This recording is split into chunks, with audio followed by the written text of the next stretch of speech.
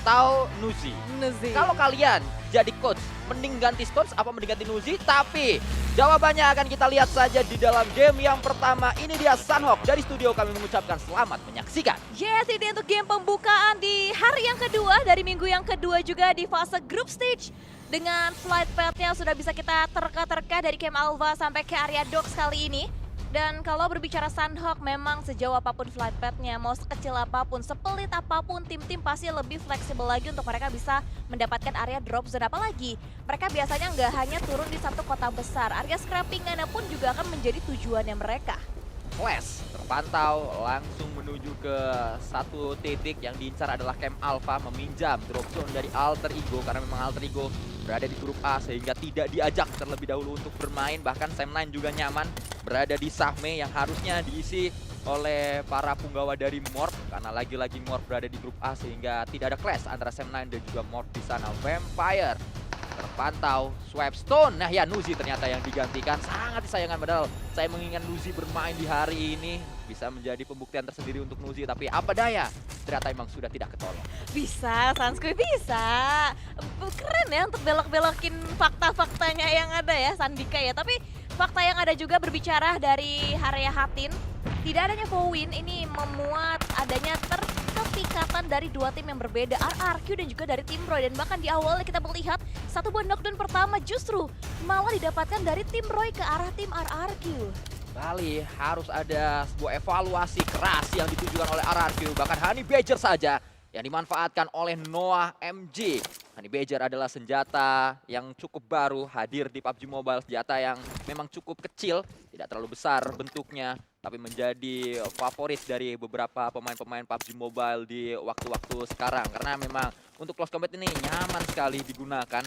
Dan kembali UMP juga menjadi senjata spesialis close combat, tapi dimanfaatkan, dipaksakan oleh Asa lebih tepatnya untuk jarak middle range. Karena kalau kita lihat senjata keduanya yang ada di punggung hanyalah DBS. Lebih sulit lagi untuk memanfaatkan DBS dengan jarak seperti ini. Bahkan tidak mungkin pastinya DBS dipaksakan dengan jarak yang tadi kita lihat bersama. Nerpeko kembali kali ini menjadi andalan pastinya untuk tim RRQ. Snap yang tadi tumbang pun dibangkitkan kembali. 4 pemain aktif untuk RRQ Rio. M4 sudah didapatkan oleh King Peko di tempat yang berbeda. Ini dia Sunhawk, saatnya latihan ngendok. Dimanfaatkan dengan begitu baik oleh Nadeti bersama dengan pemain-pemain Xavier. Walaupun kalau kita ngomongin Xavier jangan dilihat cuma ngendoknya aja, tapi proses untuk mereka ngendok, nah ini yang perlu kita pelajari. Karena Xavier kalau mereka ketiban zona mereka tidak akan kemana-mana, tapi kalau mereka nggak ketiban zona, mereka nggak dapat zona, mereka bisa bikin yang awalnya nggak kedapatan zona jadi dapat zona. Nah, dan juga yang menariknya kalau kita lihat dari pergerakan ada Xavier kali ini, zona kan ngambilnya ke bagian selatan. Paradise udah pasti mereka harusnya tinggalkan, karena biasanya kalau zonanya ke Paradise,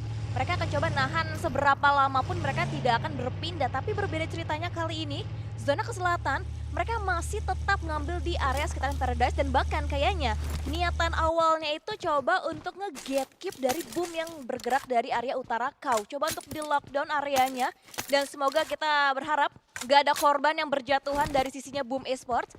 Dan sejauh ini belum ada lagi knockdown demi knockdownnya, fight-nya pun belum berlanjut lagi antara RRQ pun juga nampaknya Roy yang memilih untuk meninggalkan area kota Hatin, Sanskuy. Masih berlanjut kalau kita akan melihat pertarungan di hari ini. Beberapa tempat nampaknya akan segera didiami oleh tim-tim yang sudah mendapatkan zona. Salah satu yang sudah bergerak adalah para punggawa dari Todak. Mereka mendapatkan sebuah compound dengan begitu nyaman. Terpantau dari map yang kita miliki di studio, area utara masih sangat banyak tim-tim yang mendiami. Ini membuat indikasi pertemuan rotasi.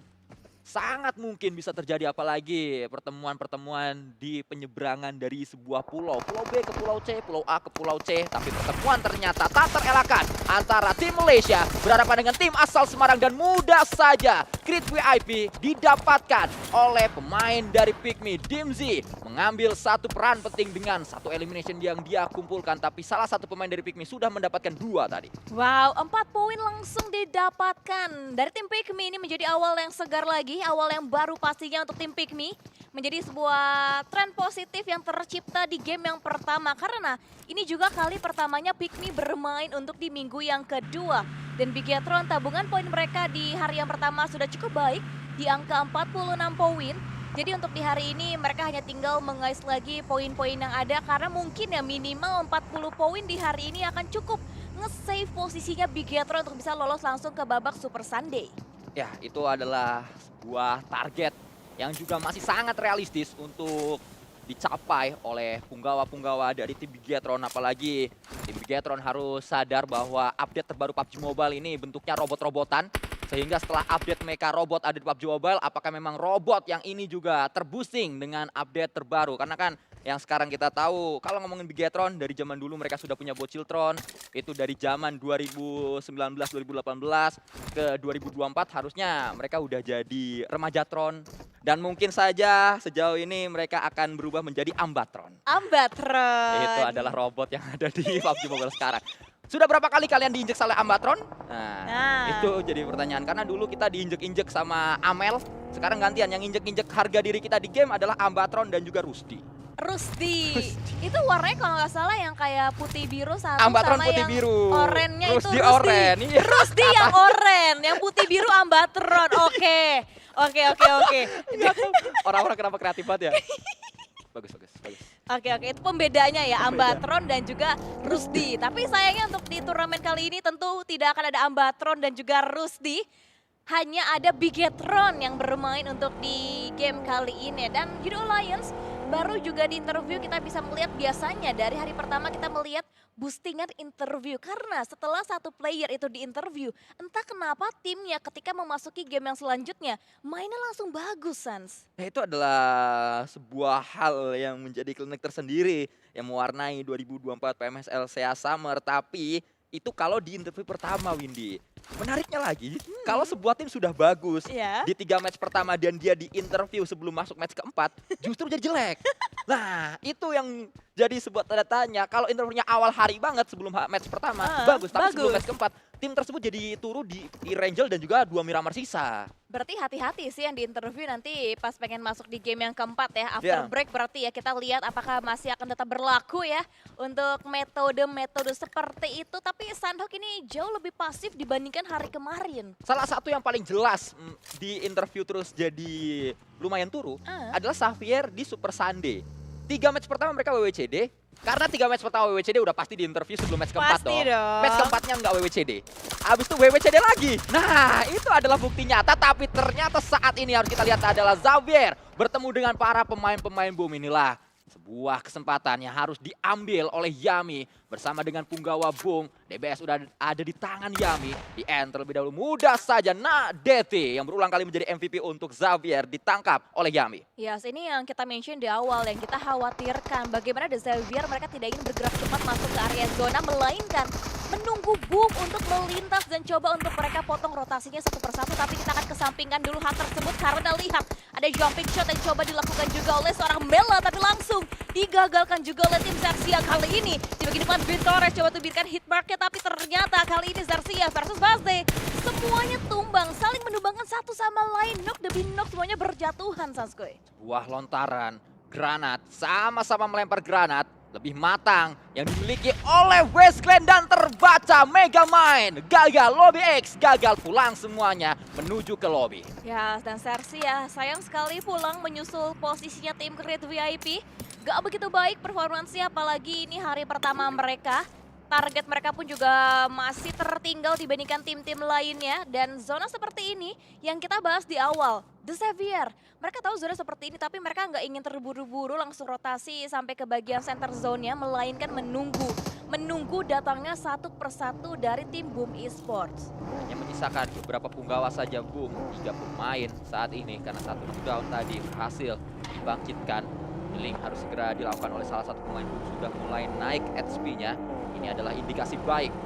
Boom mampu tampil dengan 4 pemain. Oh, apa daya setelah saya mengatakan tadi pemain Boom sudah berhasil di revive, tapi tumbang kembali. Ponbit menjadi korban dari keganasan laba-laba yang sedang menunggu di area bootcamp. Tembakan juga terjadi, Pikmi satu pemain juga dihilangkan. Judo Alliance kembali mendapatkan boostingan dari interview yang dilakukan bersama dengan host kita di venue. Revive dengan mudah pastinya dilakukan oleh punggawa dari Yudo Lions. Betul, karena mereka juga masih memiliki compound ya untuk dijadikan sebuah barikade sendiri untuk tim Yudo Alliance. Tapi di bagian sekitarannya pun tidak jauh, tim berwarna abu-abu ada Talon juga yang sudah mulai mendengar. Mereka juga mengamati pastinya, tapi sulit sebenarnya kalau kita berbicara ada compound, apalagi setup pun juga dilakukan oleh tim Judo Alliance. Jadi kayaknya tidak akan ada upaya agresif yang dilakukan, baik itu dari Talon maupun dari tim Pikmi. Semuanya hanyalah fight jarak jauh, coba untuk memerahkan armornya ataupun untuk helmetnya juga. Karena ketika mendapatkan knockdown, confirm tuh pasti akan sulit sekali untuk dilakukan. Bahkan demi tembakan diupayakan oleh Bigwot yang mana memang masih memiliki 240-an peluru.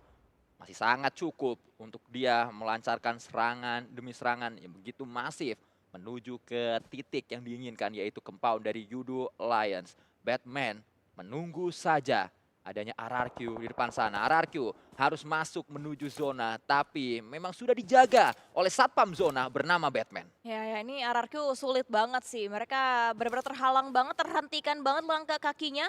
Flash benar-benar menjegal posisi dari tim RRQ.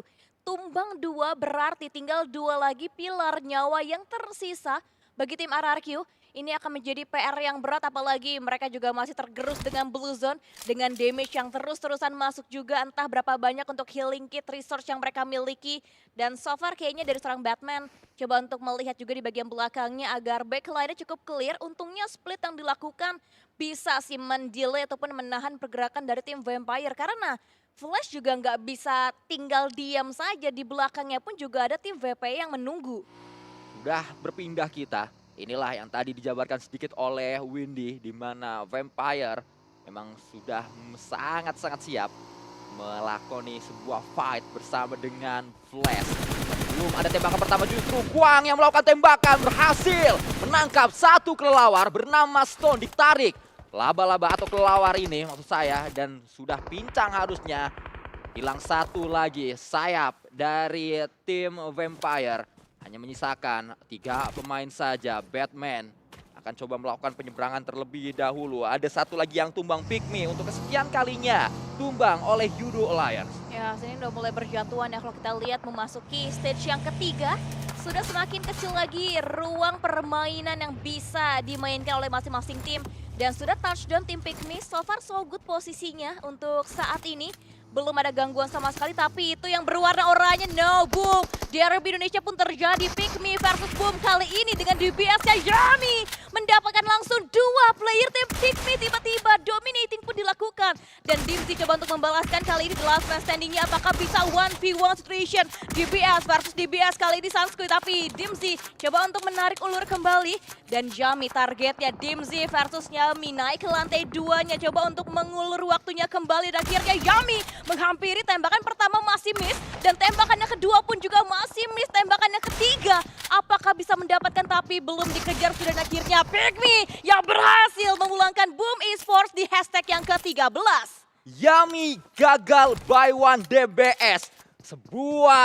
Sesuatu yang sangat tidak wajar. Kita lihat bagaimana Yami yang sering kali memenangkan clutch dengan DBS-nya. Sering kali kita mendengar nama Yami adalah pemain DBS paling keras dari Indonesia. Tapi di momen ini Yabi seperti diajari cara menggunakan DBS yang baik dan benar dengan Dimzy yang melakoni sebuah fight begitu baik. Ada pancingan smoke terlebih dahulu. Yami mendengar ada bunyi cengkring dari smoke, itu yang membuat akhirnya naik menuju ke atas. Itu juga yang membuat akhirnya fight pecah. Walaupun memang terlalu agresif tadi Yami, tidak bersabar. Dimzy yang sudah sangat sabar memakan keagresifisan dari Yami. Dan kita menuju ke tempat yang berbeda. Spider Tan yang saat ini sedang terpantau. Circle berada di area Ruins, mana harusnya Vampire yang menjadi tuan rumah dari zona, tapi Vampire keburu keluar dari Ruins. Mereka akan kembali menuju ke area Candi Ruins. Ya, betul, disusul oleh Tony K yang membuka jalan terlebih dahulu untuk tim VPE. Karena memang ini area kekuasaannya mereka sudah hafal benar-benar untuk setiap celah yang ada di area Ruins. Tapi mereka pun juga harus aware dengan sekitarnya. Ada tim Flash, ada tim Bigetron yang juga sudah mulai coba untuk bisa masuk. DX yang ngambil ke bagian area sisi utara dan tiba-tiba RRQ. Karena mereka terlalu lama dijegal habis-habisan oleh tim Flash. Tidak bisa berbuat banyak sehingga RRQ juga ternyata harus pulang di hashtag yang ke-12 dengan hanya membawa 5 poin eliminasi. Kita kembali menuju ke Iftar dengan sebuah M4-nya kali 4. Sudah dia miliki. Bahkan Real juga memiliki kali 3 jarak yang begitu ideal untuk melakoni sebuah fight. Apalagi antar bukit yang ada di Sunhawk.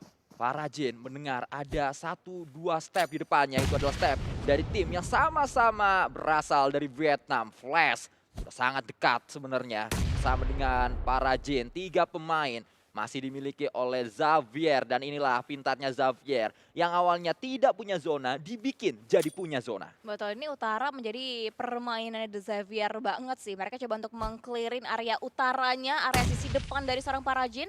Tapi untuk Predict Nets yang dilontarkan 1-2 granat belum ada yang connect sama sekali. Bahkan memberikan damage pun tidak sepertinya ke arah tim Flash.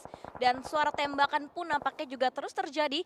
Bukan dari sisi DX ataupun Flash, melainkan tim-tim lain yang sedang berperang untuk mereka bisa masuk ke dalam area zona. Seperti halnya sekarang kita saksikan antara NKT versus tim Talon.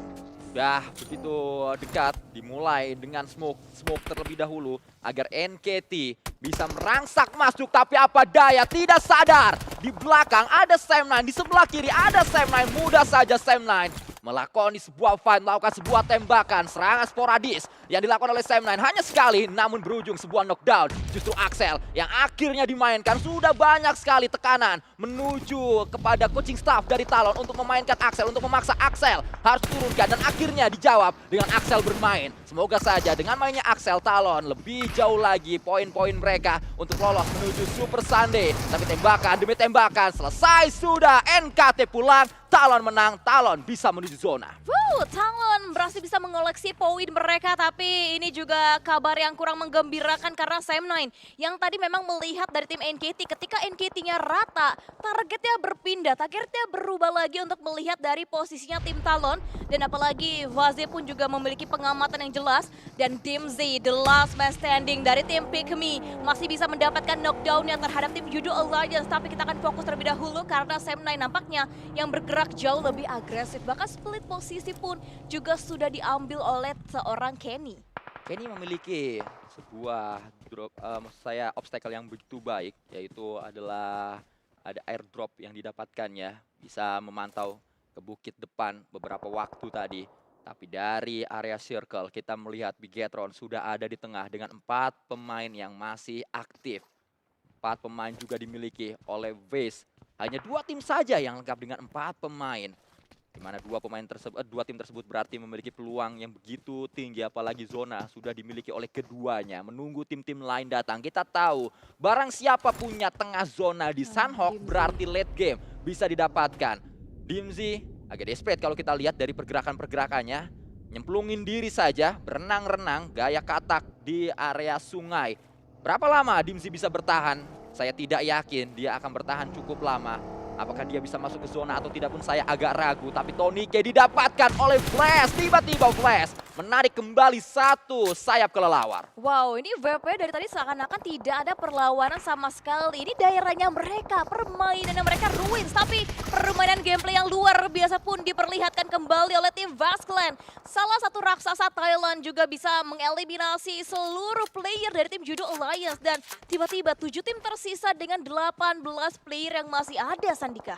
Sudah begitu dekat, Dimzy ternyata mampu cosplay menjadi ular keket untuk bergerak menuju ke area sebuah compound granat terlebih dahulu. Kalau ini dapat knockdown akan sangat untung. Dimzy bisa memanfaatkannya.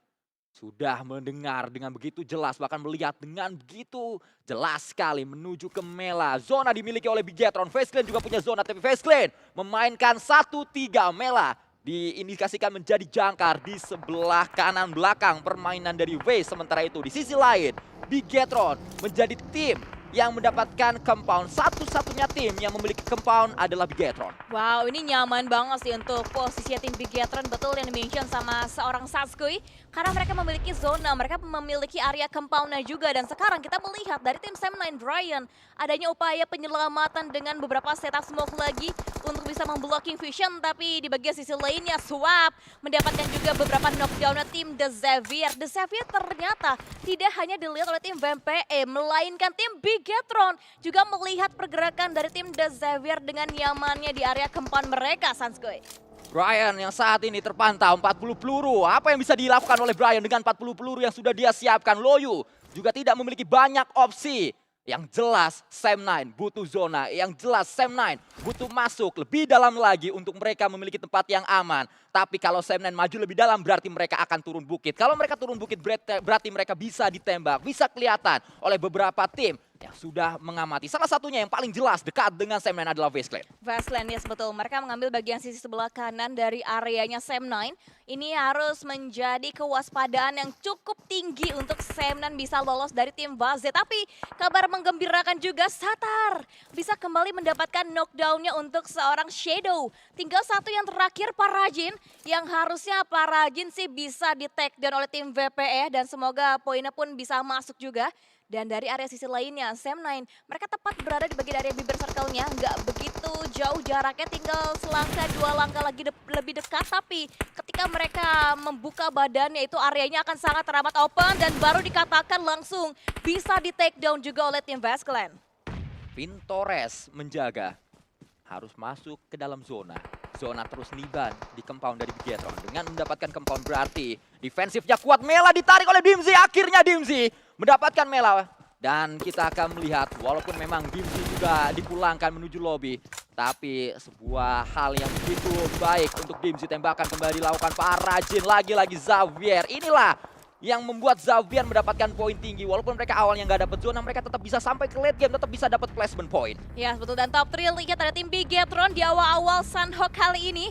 Tinggal hanya mengeliminasi Vaze. Tapi kalau Brian bisa menarik 1-2 kakinya tim Vazclan, ini akan memudahkan banget nantinya tugas pembersihan dari tim Bigetron. Dan nice shot dari seorang Brian mendapatkan sebuah knock-in-nya langsung untuk tim Vaze. Dan daripada dia menyerahkan nyawanya untuk Vazclan, dia akan coba tarik ulur sedikit di bagian belakang.